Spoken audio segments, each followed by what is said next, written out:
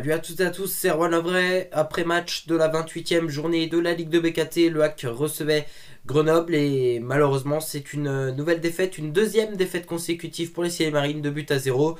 Alors on débriefe ça ensemble, c'est parti.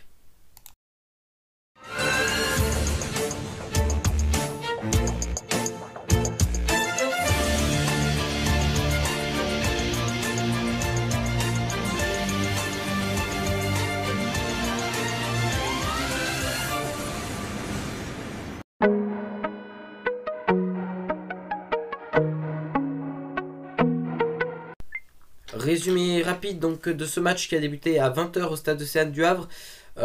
Tout début de match, franchement tout se passe bien, le HAC a plus ou moins le ballon et cherche plutôt dans le côté positif. Et puis voilà, Jamal Thiaré, 1 contre 1, il est raté. Là je suis dégoûté parce que ça fait le X 1 contre 1 qui loupe cette saison. Jamal Thiaré, c'est pas possible. Non, j'étais dégoûté, faut au moins cadrer sa frappe. Et malheureusement, bah voilà.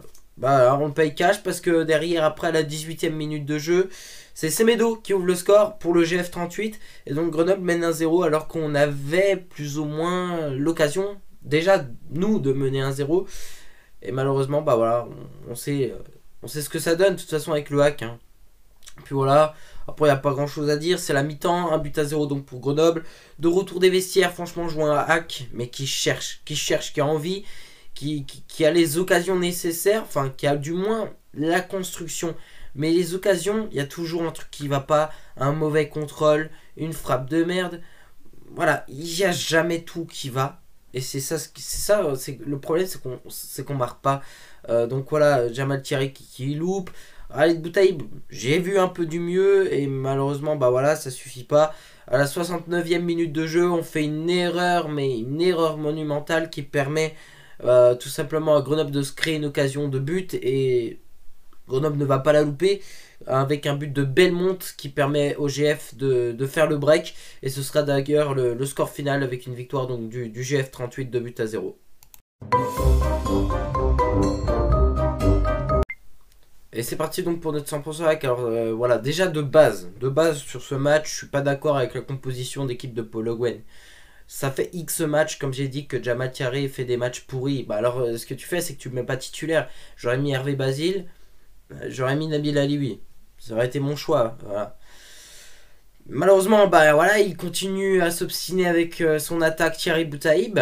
Et bah voilà, on a payé cash. Thierry qui loupe un contre 1 dès le début du match. Ça montre déjà des choses. Donc là, je suis dégoûté. Khalid Boutaïb, j'ai trouvé plutôt intéressant sur le match. Il a commencé à être plus ou moins en jambes. C'était, je crois, le match où on l'a le plus vu faire des choses plus ou moins intelligentes. Et donc, bah, c'est très bien de sa part. Donc voilà, je suis quand même dégoûté sur ce match parce qu'on perd un match. Alors que personnellement, j'ai pas trouvé que Grenoble était au-dessus. Là où ils sont au-dessus, c'est que justement, Grenoble, quand ils ont les occasions, ils ne les loupent pas. Maintenant, voilà, je pense que Grenoble a une très bonne attaque, mais au niveau défense, c'était un peu sensible. Donc honnêtement, je suis vraiment dégoûté parce que je me dis franchement, si on serait plus adroit, si on serait plus intelligent, putain, mais ce match, on devrait le gagner. On devrait le gagner. Qu'est-ce qui manque au HAC? C'est un attaquant, une machine à but. C'est ce qui nous manque. Des joueurs qui font pas d'erreur, que les passes elles viennent, voilà. C'est vraiment dommage parce qu'on a les capacités de le faire. J'ai trouvé que le match de hier soir était plus intéressant que le match de samedi soir face à Pau. On a mieux joué, on a plus eu le ballon, on a mieux construit. Il y a eu vraiment des choses très intelligentes et malheureusement, bah, ça paye pas. Et pourquoi ça paye pas? Parce que bah, voilà, ça revient aux mêmes choses, ça revient au choix de Le Guen de titulariser Thiaré. Parce que t'as beau avoir les occasions, si t'as pas un tueur devant, elle rentre pas. Bah, voilà, je suis désespéré. C'est sur ça, c'est sur notre attaque. Personnellement, bon voilà, on fait une erreur défensive, mais je pense que ça va rien changer. De toute manière, on aurait perdu le match, que ce soit 1 ou 2-0. On n'est pas à ça près. Ce qui est terrible, c'est que maintenant le HAC est 14e. C'est que, bon, les playoffs, c'est officiellement terminé. Hein, on va pas se cacher, maintenant c'est terminé. On est à 13 points.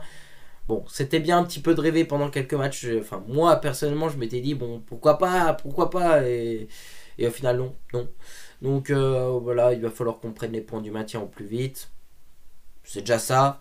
Après qu'on termine 13e, 14e ou 12e, ce sera plus d'un point de vue financier pour recevoir un chèque plus ou moins important. Mais après, bon, personnellement, l'important c'est de se maintenir. Préparer une grosse saison prochaine avec un esprit cette fois plus compétiteur. Et j'espère aussi qu'en amont, l'administration pensera à faire des gros transferts et sortira quand même le porte-monnaie parce que on peut dire les transferts de cette année, que ce soit l'été, que ce soit l'hiver, on n'a pas sorti le porte-monnaie, on n'a pas osé dépenser. Certes, il y a la situation du Covid, certes, il y avait le problème des droits TV, mais bon, si tu investis pas, faut pas prétendre après râler, enfin, faut pas râler plutôt que les résultats sportifs ne suivent pas. Après, bon, voilà. C'est comme ça. Prochain match des Ciel et Marines, ce sera face au Stade Malherbe de Caen. Alors, c'est pas tout de suite, hein, c'est pas lundi là, c'est le lundi d'après. Donc voilà, vu qu'il y a de la Coupe de France ce week-end. Donc voilà, j'ai envie de clasher un peu de Jamal Thierry. J'ai envie de dire, même les attaquants de National 3 en Coupe de France ont marqué plus de buts que lui. Non, non, mais on verra ça. Bon, alors, donc voilà, c'est tout pour notre 100 pour swag. Je pense que j'ai fait tout le tour. Et voilà, c'est tout pour cette vidéo. Merci à toutes et à tous de l'avoir suivi. Alors, tout de suite, il faut aller dans la description. Vous avez les résultats de cette 28e journée de la Ligue de BKT. Vous avez aussi le classement au bout de 28 journées dans cette Ligue de BKT. Et puis moi, je vous retrouve après une bonne semaine et demie de répit avant le derby face au Stade Malherbe de Caen avec, j'espère, du bonheur. Mais bon, parlons pas trop vite. Bisous les amis et à la prochaine.